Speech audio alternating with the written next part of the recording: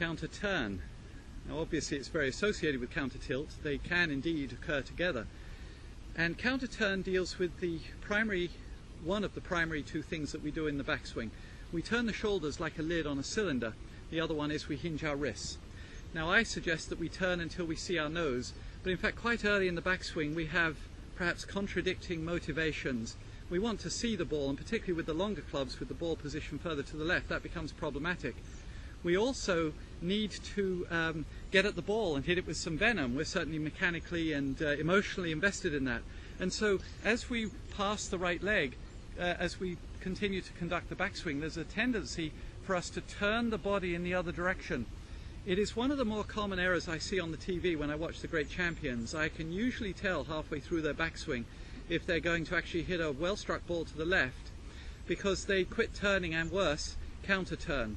This is not uncommon even amongst the best golfers in the world. Now, if you carry on in the light of this counter-turn, your arms are of course under great pressure because they're going by themselves, and in fact your body's heading in the other direction. It's a rare person whose arms won't mangle into some new and perhaps less appropriate shape as a result of the pressure.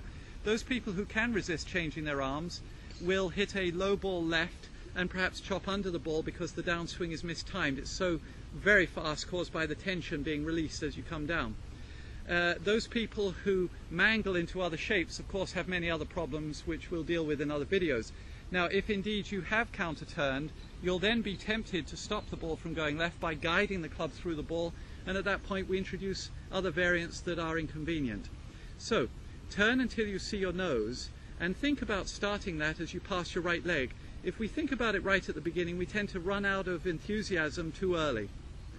So counter-turn deals with our interest in getting at the ball so much that it stops us from turning. It is the supreme bad version of failing to turn, which by itself is enough.